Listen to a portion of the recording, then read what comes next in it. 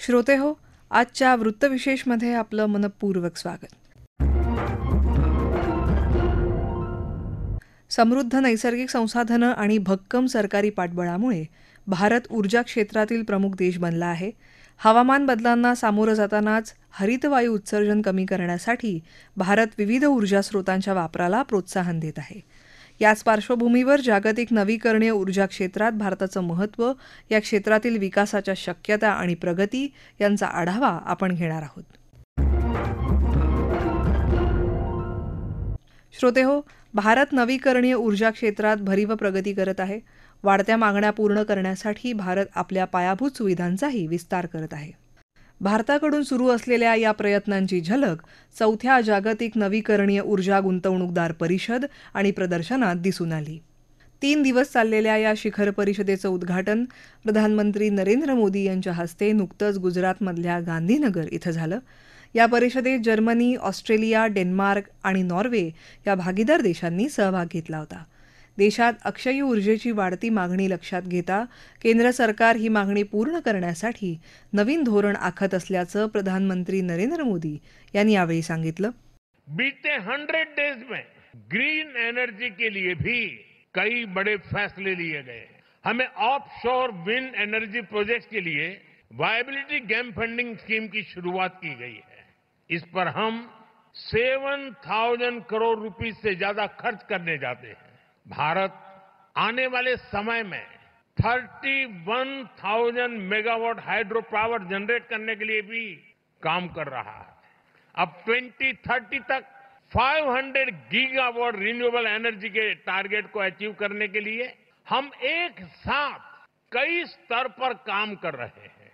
हम green transition को people's movement बना रहे हैं. आप सभी को हमारी पीएम सूर्यघर मुफ्त बिजली स्कीम को स्टडी करना चाहिए. ये रूफटॉप सोलर की एक यूनिक स्कीम है. इसके तहत हम रूफटॉप सोलर सेटअप के लिए हर फैमिली को फंड कर रहे हैं, इंस्टॉलेशन में मदद कर रहे हैं. इस योजना से भारत का हर घर एक पावर प्रोड्यूसर बनने जा रहा है. अब तक 13 मिलियन यानी 1 करोड़ 30 लाख से ज्यादा फैमिलीज इसमें रजिस्टर कर चुकी है. अभी तक 3.25 लाख घरों में इस योजना के तहत इंस्टॉलेशन का काम पूरा भी हो चुका है. साथियों, पीएम सूर्यघर मुफ्त बिजली योजना के जो रिजल्ट आने शुरू हुए हैं, ये रिजल्ट अपने आप अद्भुत है. एक छोटा परिवार जिसकी महीने में 250 यूनिट बिजली की खपत है और जो 100 यूनिट बिजली पैदा करके ग्रिड में बेच रहा है, उसे साल में करीब करीब 25,000 रुपए की कुल बचत होगी. यानी लोगों का जो बिजली बिल बचेगा और जो वो कमाएंगे, उससे उनको करीब 25,000 रुपए का फायदा होगा. अगर इस पैसे को वो पीपीए में डालते हैं, पीपीएफ में डाल देते हैं और घर में मानो बेटी का जन्म हुआ है, 1 साल की बेटी है, तो 20 साल बाद 10-12 लाख रुपए से ज्यादा उनके पास होंगे. आप कल्पना कर सकते हैं, बच्चों की पढ़ाई लिखाई से लेकर शादी ब्याह तक ये पैसा बहुत काम आएगा. साथियों, इस स्कीम से 2 और बड़े लाभ हैं. ये स्कीम इलेक्ट्रिसिटी के साथ साथ एम्प्लॉयमेंट जनरेशन और एनवायरमेंट प्रोटेक्शन का भी माध्यम बन रही. ग्रीन जॉब बहुत तेजी से बढ़ने वाले हैं. हजारों वेंडर्स की जरूरत पड़ेगी. लाखों लोग इसको इंस्टॉल करने के लिए लगेंगे. इस योजना से करीब 2 मिलियन यानी 20 लाख रोजगार पैदा होंगे.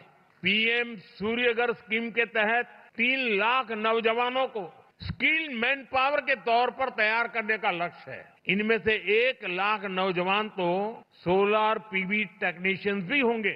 इसके अलावा हर 3 किलोवाट सोलर बिजली पैदा करने 50-60 टन कार्बन डाइऑक्साइड का एमिशन भी रुकेगा. यानी पीएम सूर्यघर मुफ्त बिजली योजना से जुड़ने वाला हर परिवार क्लाइमेट चेंज से मुकाबला करने में भी बड़ा योगदान देगा. श्रोते हो, प्रधानमंत्री नरेंद्र मोदी यांनी सन 2047 पर्यंत भारताला विकसित राष्ट्र बनवण्याचं उद्दिष्ट ठेवलं आहे. त्या दृष्टीनं हरित वायू उत्सर्जन कमी करण्यासाठी भारतानं प्रयत्न सुरू केले आहेत.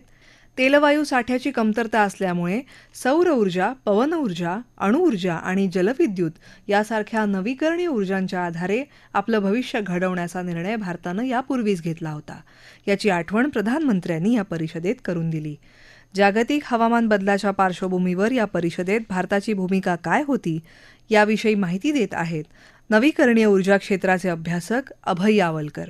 भारतामध्ये सौर पॅनल आणि पवन ऊर्जा याविषयी खूप मोठ्या प्रमाणावरती जागृती निर्माण झालेली आहे. याविषयी अतिशय उत्तम प्रकारे काम देशामध्ये सुरू असल्या कारणाने आपल्या देशामध्ये नुकतेच 4थे जागतिक नवीकरणीय ऊर्जा संमेलन भरवण्यात आले होते. या संमेलनामध्ये विशेषतः देश आणि परदेशातून अनेक मान्यवर या ठिकाणी उपस्थित झाले होते. भारतामध्ये असलेलं जे काही पोटेन्शियल आहे हे पोटेन्शियल बघून सर्वच देश आता स्वच्छ ऊर्जेकडे वळण्याचा प्रयत्न करतायत आणि म्हणून या संमेलनाचं खरं वैशिष्ट्य म्हणजे की देशामध्ये स्वच्छ ऊर्जा आणि शाश्वत ऊर्जा आणणे हा या संमेलनाचा खरा मुख्य उद्देश आहे. या संमेलनाचे उद्घाटन माननीय श्री नरेंद्रजी मोदी यांनी केले आणि त्यामुळे या संमेलनाकडे अतिशय चांगल्या डोळसपणे बघण्याचे सगळ्यांचा प्रयत्न असून या ठिकाणी अतिशय वैशिष्ट्यपूर्ण असे काही निर्णय या ठिकाणी घेण्यात आले आहेत. कारण भारतामध्ये आज जे काही सौर पॅनल्स लावण्यात येत आहेत ते सौर पॅनल कार्यक्षम कसे ठरतील, त्याहून अधिक कार्यक्षम सौर पॅनल कसे निर्माण करता येतील आणि ही ऊर्जा शाश्वत कशी ठरेल या दृष्टीने हे संमेलन निश्चित सर्वांना अतिशय मार्गदर्शक असे ठरणार आहे. या संमेलनाचे आयोजन गुजरात राज्याने केलेले होते. त्याचबरोबर आंध्र प्रदेश, कर्नाटक, मध्य प्रदेश, महाराष्ट्र, राजस्थान, तेलंगणा आणि उत्तर प्रदेश याही राज्यांनी भागीदार राज्य म्हणून यामध्ये सहभाग घेतला होता.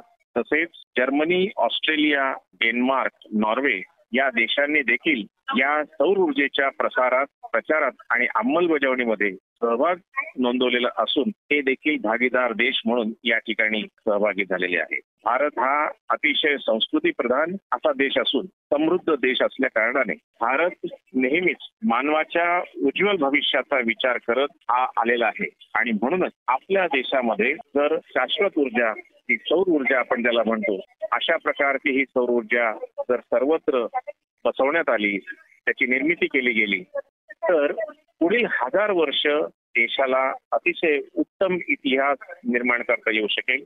याचा अर्थ असा की या पुढच्या काळामध्ये सौर ऊर्जेचा व्यवसाय अतिशय उत्तम प्रकारे भारतामध्ये निर्माण होऊ शकेल.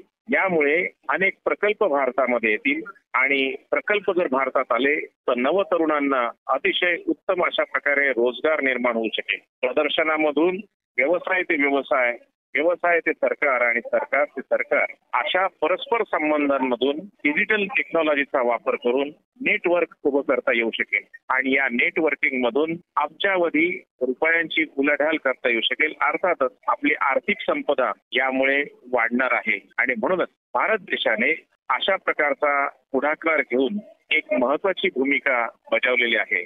यातूनच नवतरुणांमध्ये अतिशय उत्तम प्रकारे असा आत्मविश्वास निर्माण होऊन सौर ऊर्जेच्या कामाला खूप मोठ्या प्रमाणात गती निर्माण होणार आहे, असा आत्मविश्वास या ठिकाणी निर्माण होते.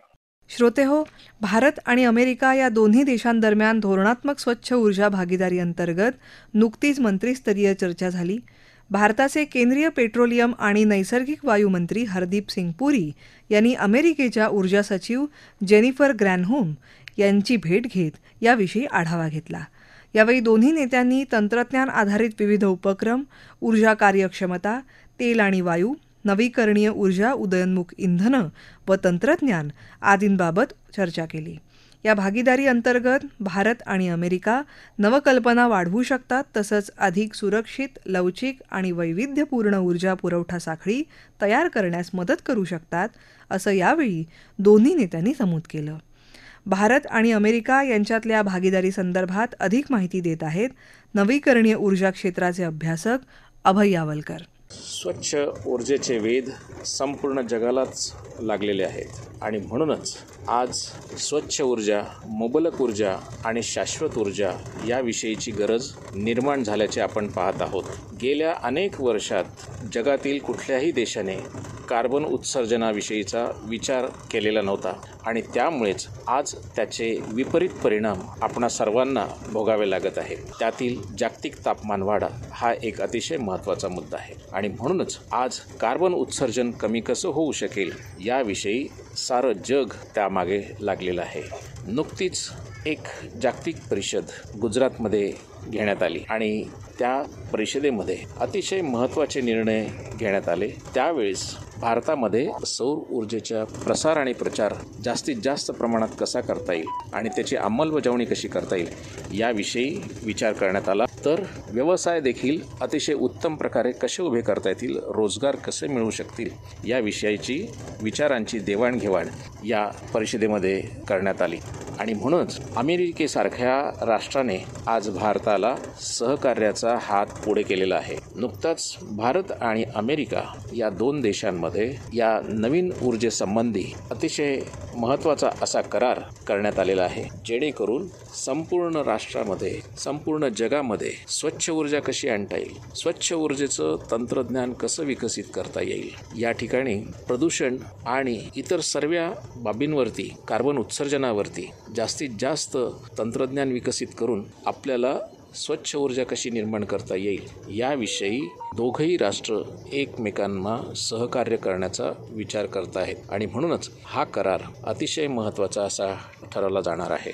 भारतामध्ये स्वच्छ ऊर्जा तंत्रज्ञानाचा विकास वेगाने कसा होऊ शकेल, ग्रीड एकात्मिकीकरण कसं होऊ शकेल आणि सर्वच उद्योगांमधील कार्बन उत्सर्जन कमी कसं करता येईल. कारण आजही अनेक उद्योग हे कार्बन उत्सर्जन मोठ्या प्रमाणात करतायत आणि त्यामुळे संपूर्ण इकोसिस्टीमला त्याचा धक्का पोचत आहे आणि म्हणूनच अमेरिका आणि भारत या दोन्ही राष्ट्रांनी जर अशा प्रकारचं पाऊल उचललं तर निश्चितच इतर सर्व राष्ट्रही अशा प्रकारच्या या कार्यक्रमात सहकार्य करतील, सहभाग घेतील आणि स्वतःच्याच राष्ट्रांमध्ये पुन्हा अशा स्वच्छ ऊर्जेचा विकास करण्यासाठी पुढे येतील आणि म्हणूनच आज अमेरिका आणि भारत या दोघं देशांनी अतिशय उत्तम प्रकारचा हा करार आज केलेला आहे. यातून हरित हायड्रोजन इंधन अवजड वाहनांसाठी कसं वापरता येईल, बस, ट्रक, ट्रॅक्टर यामध्ये जर अशा प्रकारचं इंधन वापरलं गेलं तर त्यातूनही होणाऱ्या प्रदूषणाला आळा बसेल. अर्थातच त्याविषयीचे तंत्रज्ञान दोघं देशांना मिळून विकसित करता येऊ शकेल.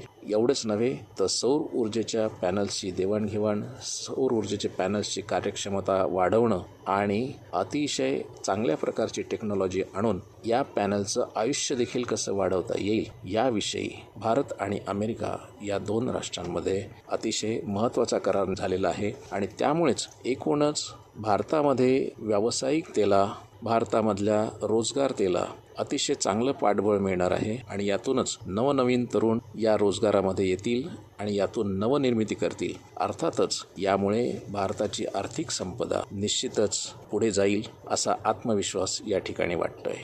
सूर्यप्रकाश, वारा आणि पाणी यासारख्या मुबलक आणि स्वदेशी स्रोतांचा वापर करून भारत आयातीत जीवाश्म इंधनांवरील अवलंबित्व कमी करू शकतो. याच अनुषंगानं अनुकूल धोरणं, तांत्रिक प्रगती आणि आंतरराष्ट्रीय सहकार्यामुळे भारताला आपल्या ऊर्जा क्षमतेत वाढ होण्याची अपेक्षा आहे. श्रोतेहो, आपला वृत्तविशेष हा कार्यक्रम आपण न्यूज ऑन AIR या ॲपवरही लाईव्ह ऐकू शकता. यासोबतच आमच्या मुंबई एअर न्यूज या यूट्यूब वाहिनीवर कार्यक्रमाचं ध्वनिमुद्रण आपल्याला कधीही ऐकता येईल. याबरोबरच आजचा वृत्तविशेष हा कार्यक्रम संपला. हा कार्यक्रम आकाशवाणी मुंबईच्या प्रादेशिक वृत्त विभागानं सादर केला. संपादक आणि सादरकर्त्या भावना गोखले, निर्मिती राजेश शेजवळे, प्रसारण सहाय्य श्रीशरण कांबळे, समन्वय आणि लेखन मनीष कुलकर्णी आणि निवेदन रश्मी पाटकर.